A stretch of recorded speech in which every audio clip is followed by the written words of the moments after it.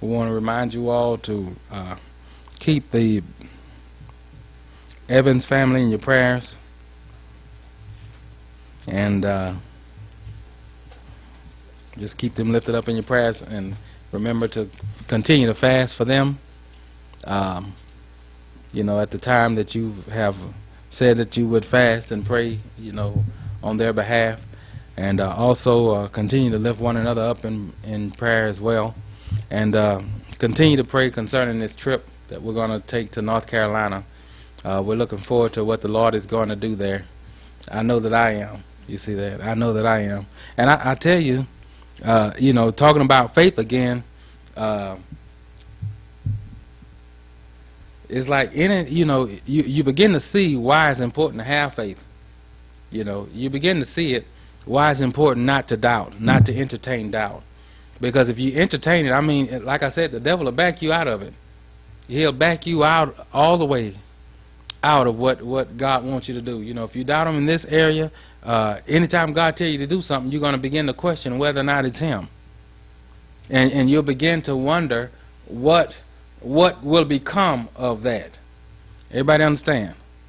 We're going to North Carolina, and there are a few people that have agreed to show up there that are already there, but they haven't signed any contracts with us. Everybody understand? They haven't signed one contract saying that they're going to be there, besides just saying, hey, we'll be there. But I believe if we're going to go there, then I'm expecting God to move on somebody's behalf. Now, I'm not concerned with the crowd, how big it is, whatever. I'm not concerned with that. But I believe if God is sending us there, then it's somebody there that need to be delivered. Now, you see how important it is to walk by faith? I mean, it is important. And you'll end up missing out if you don't learn to walk by faith and say, you know, Lord, I believe you want me there, so I'm going to be there. If you let the devil back you out of what God have confirmed to you, you'll miss it. You'll just miss it. I'm telling you, I deal with it just like anybody. The devil come to me with stuff too. That's not going to make me back down. You see that? I choose to believe God's word. And I don't always know what the results are going to be. Everybody understand? The Lord don't have to show me that he's going to heal somebody before I pray for him. Everybody understand what I'm saying? Do y'all have a few more minutes? Let's go to real quick to the book of Ecclesiastes.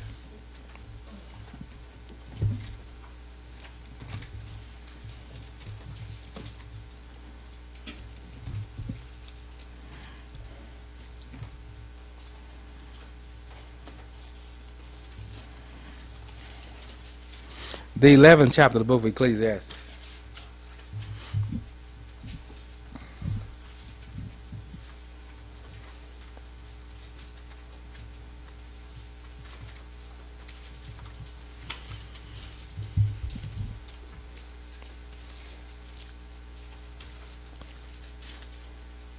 Now, by a show of hands, who all are planning on going to North Carolina? All right. When you're going, I want you to expect. You should go expecting God to move. And don't think, well, you know, because you're a part of this ministry that God won't move on your behalf while we're there. You see that? So if you're going, I want you to go expecting God to move. So the 11th chapter of the book of Ecclesiastes, start reading at verse 1. It says, cast thy bread upon the waters, for thou shalt find it after many days. Everybody see what that's saying there? I want you to picture somebody standing by the ocean with bread in their hands. And the Lord is saying, cast it into the water. And then what does he say? For you shall find it after many days. Now, does that make any sense? If I already got the bread in my hand, shouldn't I just keep it? What is God saying? Put yourself out there. Walk by faith. Look at what he says. Verse 2, give a portion to 7 and also to 8, for thou knowest not what evil shall be upon the earth. If the clouds be full of rain, they empty themselves upon the earth. And if the tree fall toward the south or toward the north, in the place where the tree falleth, there it shall be. What is he saying? You cannot control what's going to happen. And so since you can't control what happens, isn't it better for you to just live by faith? Some folks scared to get married because they're scared they're going to get a divorce. Everybody listening? Scared to get married because they're scared they're going to get a divorce. So I'm not going to get married. I'm not going to even get married. Why? Because I'm afraid of what's going to happen down the road. So in other words, the devil just keep you from experiencing the bliss of marriage because you're afraid of what might happen. So what he's saying here, look at verse 3 again. If the clouds be full of rain, they empty themselves upon the earth. And if the tree fall toward the south or toward the north, in the place where the tree falleth, there it shall be. In other words, you can't control that. In other words, faith requires you to take chances. Everybody understand? Faith requires you to take chances.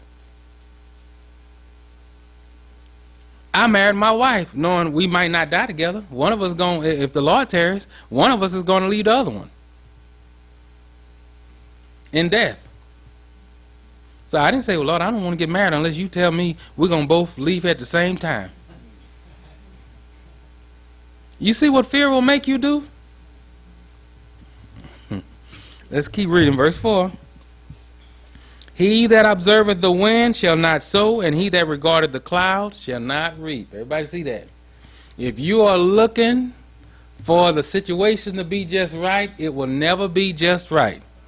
How many of you ever wanted to wash your car? You go out and see that it's about to look like it's about to rain. So you say, well, I ain't going to wash because all it's going to do is get back dirty again. A week passed and no rain ever came. You just been driving around in a dirty car for a week. And that's how life will be if you observe the wind. Everybody understand? If you're looking at the way it looks, and this is the way it looks, so I'm not going to do this because this is the way it looks,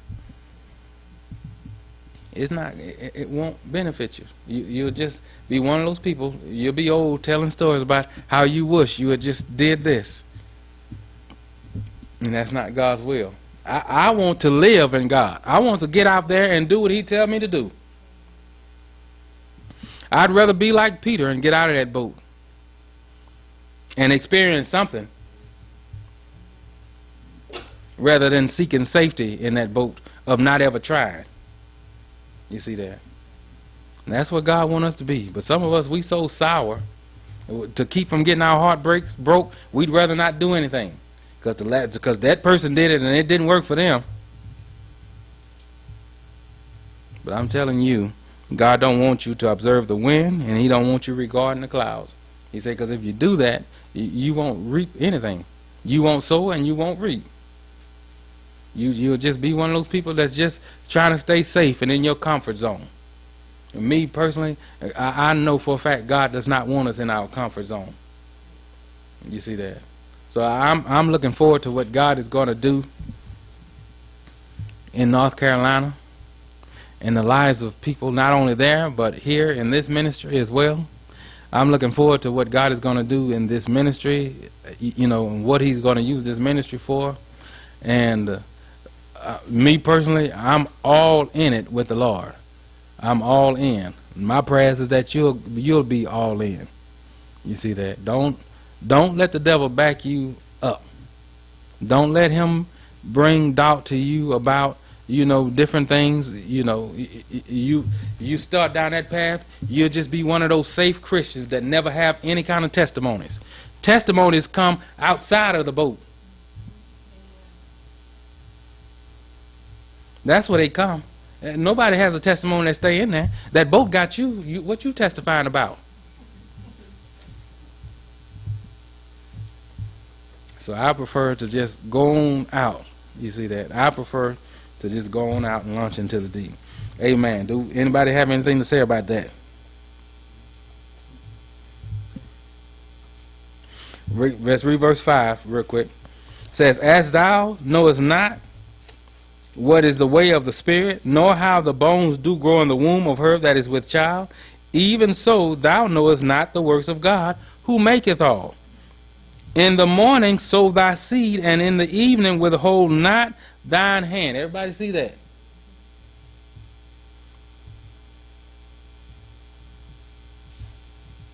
For thou knowest not whether shall prosper either this or that, or whether they both shall be alike good. Everybody see that? Look at what he says. In the morning sow your seed, and in the evening withhold not your hand. In other words, do what you know to do. Get out there and take chances. If the Lord have told you to do something, get out there and do it. Don't say, well, I don't know about that. That just don't seem right to me, or that don't seem like it's adding up. You see? Do what God say. Don't worry about all of the other factors that the devil's bringing you. You see that? Don't regard the wind. That's what Peter did. That's what caused him to sink after he got out the boat. He regarded the wind. Get out there and do what God is telling you to do. What he's laid on your heart to do. And you know where a lot of this come from? Folks worried about what other people going to think about them.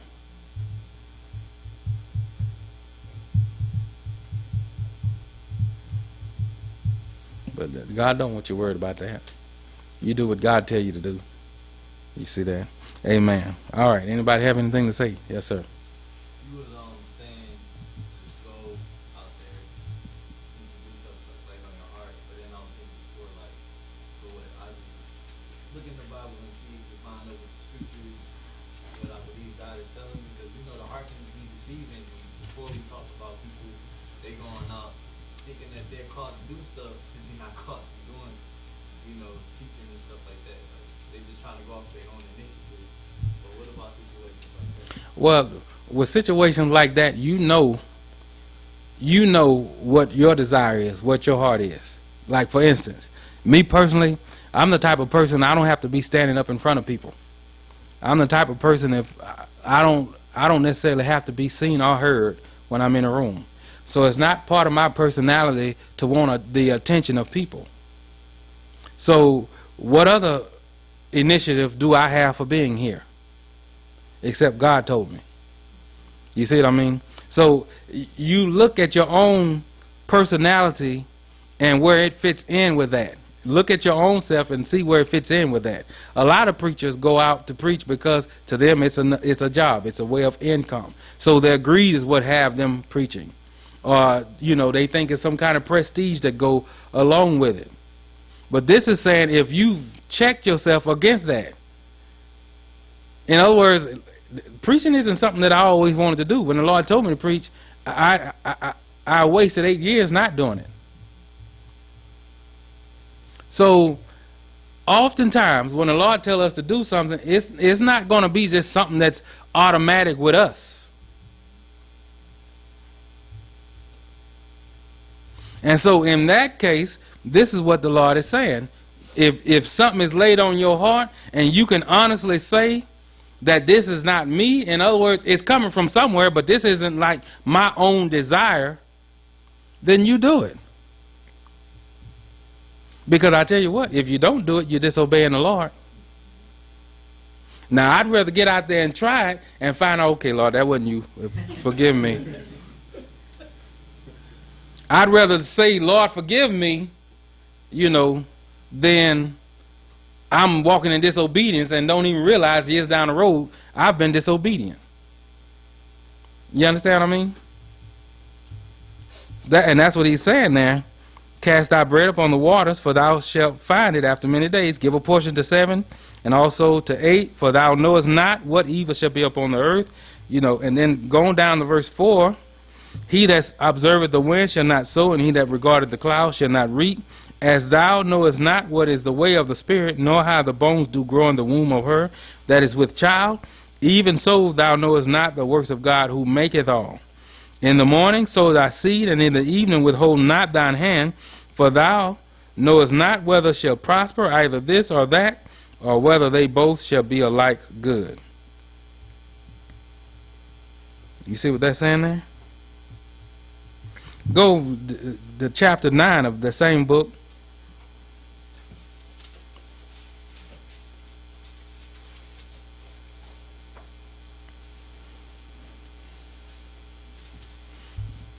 Chapter 9 of the same book. Somebody read verse 10 for me.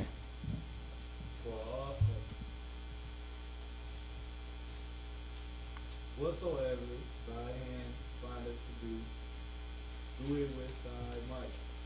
For there is no work, nor device, nor knowledge, or wisdom in the grave, whither thou goest. In other words, whatever you find to do, he's saying do it with all of your might. Do it with everything that's on the inside of you. Because dead people aren't doing anything. You only live once in this earth. You only get to testify once in this earth. So if you feel like the Lord have laid something on your heart to do, you have to do that. You see that? Now I'm going to tell you, everything don't come at crystal clear all the time. So we have to make that clear up front. Everybody understand what I mean? Everything don't come crystal clear all the time. Sometimes you'll just get a feeling to do something. Sometimes the Lord will just flat out tell you, I need for you to do this, or you need to do this. Sometimes it's just a feeling, but they're both God. And so you have to learn to hear God's voice and obey that voice. And sometimes that means just, okay, Lord, I'm trusting that this is you. Because again, if you have doubt, you'll doubt all the way back out of it. Even where you were before you started into something, you'll doubt past that. You see that? Backwards. And so, you know, we just have to learn not to observe the wind. Just if we feel like the Lord have laid something on our heart, don't wrestle with it. Just try to do it. Again, after you've examined yourself to make sure this isn't just something on the inside of you that you just have a desire for, whatever the case may be, and you've moved your own desire and will out of the way. Once you've gotten that clear and that unction still there, do it.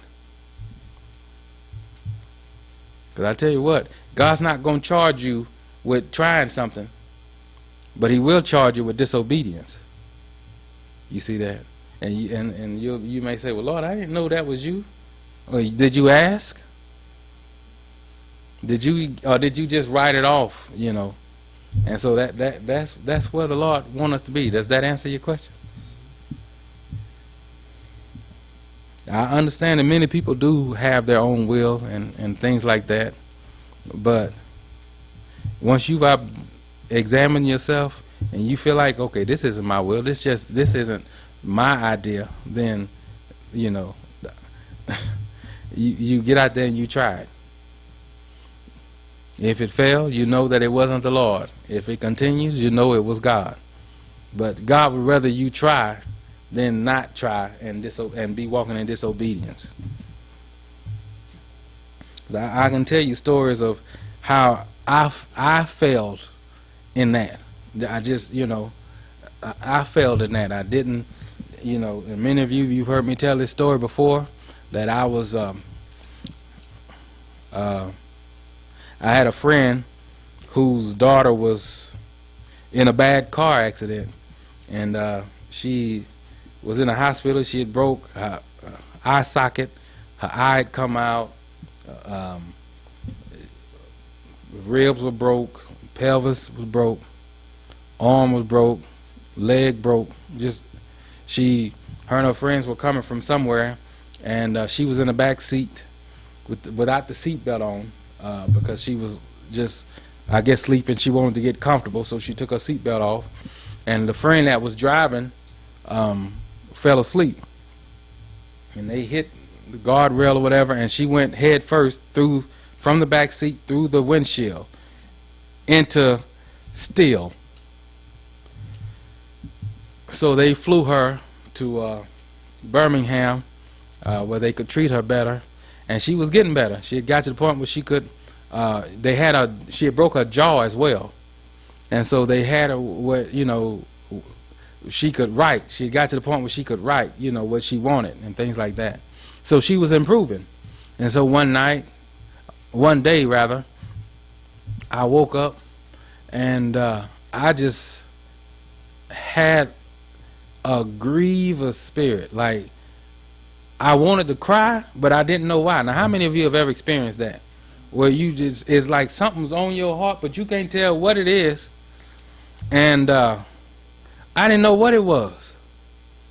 And I just knew that it was, I just wanted to cry about something, but I didn't know what it was. And so I also knew that I was supposed to get in my car and drive south. That's all I knew. But I just began to ponder. Now, that's the worst thing you could do, is let it just churn through your mind, because after a while, your mind is going to get rid of it. It's not going to be the same, you see. And so at the time, I lived in Clarksville. And you know, now to me, south was Nashville, so I called down to my friend down here and said, "Hey, everything okay between you, you know, you and your wife, your family?" And he said, "Yeah, everything's fine. It's okay." And so I just threw it away. It bothered me the whole day, but the more I began to reason about it in my mind, it just began to fade away. The feeling wasn't as strong. Now that's what happened. You see, the longer you walk in disobedience, the further away that voice will feel. You know, you won't have that strong unction like you did before. So that night, or sometime around midnight, I got a call from my friend, and I knew exactly what that call was about. Now, his daughter had been getting better for a month. Now, you figure somebody survived a car accident like that, and they've been in the hospital for a month, and they've gotten to the point where they're conscious and they're able to write what they want and stuff like that, that they're getting better. But when he called that night, I knew what he was calling about. And he called me to let me know that she had passed away. And again, I watched this little girl grow up. You see, I watched her grow up. I was like an uncle to her, because he and I were like brothers. And so she died. You know, I think she was only like 19. She was a young girl. You know, either 19 or 20, somewhere up in there. A young girl. He called me to let me know that she had died. And so after he told me that, it came to me, that's what that feeling was. South was Birmingham. And I was supposed to go pray for that girl. But because I kept reasoning, because I just couldn't figure it out. Now, had I just gotten my car and drove, I'd ended up in Birmingham. But because the Lord didn't say, go to Birmingham and pray for this girl, I didn't go. Now, I'm going to tell you something. Folks will leave here. You will affect lives when you are not willing to step out on faith and do what the Lord is telling you to do. Even when it sounds crazy, folks will leave here. And so the mind, some of you will think in your mind, well, God could have sent somebody else. But a lot of times, God don't have backup plans. He expects you to do what he's telling you to do. Yes. What do you pray about the situation that God, you just make it work in your favor and your glory? Then that works. What do you mean when you say pray about it? Like lost about the situation, so you don't understand it. You just pray that it works for God's glory. If you say that again now. Like, you didn't understand the situation. Like, you was like, man, I probably should go over there, but you didn't. So you thinking in your heart that you should go, but you aren't sure about going. So you just pray to God that, well, if I don't do the situation right, can you just work out in your favor for your glory? God, it works out when we're obedient. That somebody prayed already, and it was supposed to work out depending on my obedience. Does that make sense? That was the favor there. That was the glory there. Now, what God won't do all the time is tell you everything up front. I had already received instructions, get in your car and drive south. Now I'll do that, you see. And there have been times even before then that I would have done that. But for whatever reason that day, it just wasn't there. I guess I wasn't in the place where I should have been. That's just to be honest about it. So there are some things, you know, somebody was praying for that girl, that it would work out. And so that prayer got to me to be obedient to the Lord. Now, the Lord depends on us. The Lord don't have plan B's. When he called Jonah to go to Nineveh, and Jonah refused, he didn't say, okay, go on where you're going. I got somebody else. He came to Jonah again. After he chastised him, he came to him again and told him to go. You see that? And so we have to be obedient. You see that? Now, I learned a lesson in that. You see. I learned a lesson that God, when God tells you to do something, it's because he wants you to do it. You see. And my mistake was wrestling with it too long. I should not have questioned it. I was trying to make sense of it before I did it. I was trying to figure out, where's this feeling coming from? I don't want to be in a car crying, going wherever, you know. But what was it? That was the Lord's way of letting me know, okay, it's an emergency. You need to get in that car and drive south. And, you know, and I had to apologize to her parents. Now, can you imagine that? I was one of the pallbearers. And I'm knowing this girl is laying in this coffin because of my disobedience. Now that's a hard pill to swallow. But you imagine how hard it is, you see, when you disobey the Lord, you see. Sometimes the Lord allow that so that when you hear that testimony there, when you hear that issue there, you'll say, well, I don't want that to be me. I don't want anybody to lose their life because of my disobedience. I don't want anybody to go to hell because I didn't go preach to them when the Lord told me to, or because I was too shy or too afraid or whatever the case was. But I'm telling you, people go to hell all the time because Christians aren't doing what the Lord have told them to do. You see? And so that was a hard lesson learned there. You see, that was a hard lesson learned. I learned the hard way. You be obedient to what that unction that comes to you. Does that answer your question? All right. Anybody have any questions or comments? I was just thinking though, like, I mean, but it's God. So if you do pray to him and you're scared about the situation, like you do pray to him, how is it not possible for them to change it up? Like, you know, like wasn't it somebody who prayed to God about their future, he switched it just because they prayed in the Bible? Well, see, now that's a different situation. You might be talking about Hezekiah. He prayed that the Lord would add 15 years. But see, that was just him.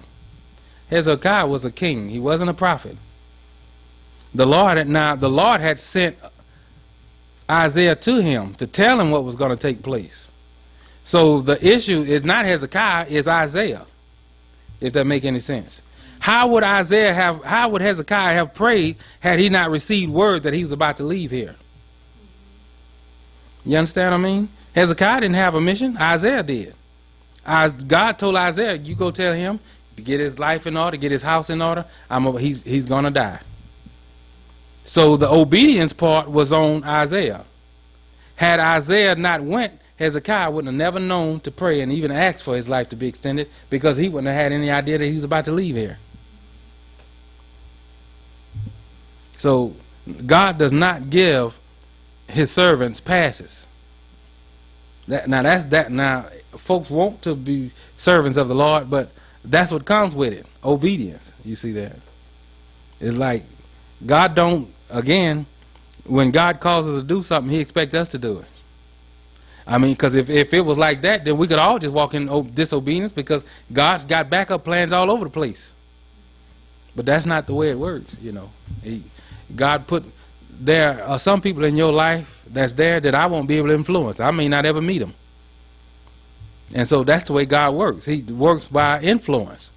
Who can you influence? You see?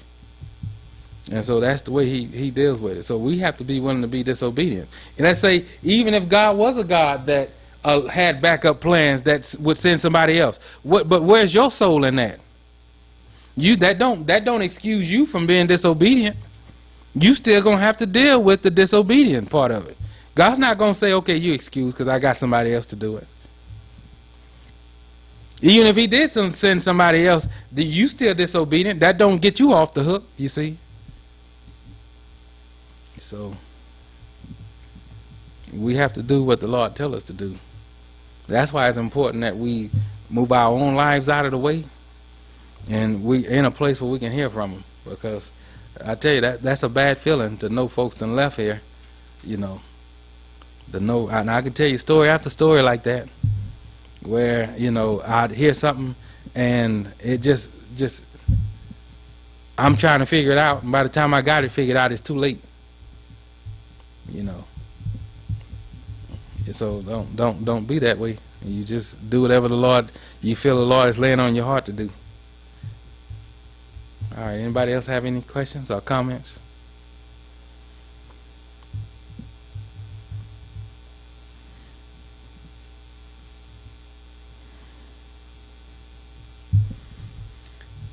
All right. If we don't have any other questions or comments now, we'll go ahead and dismiss you in the name of the Lord Jesus Christ.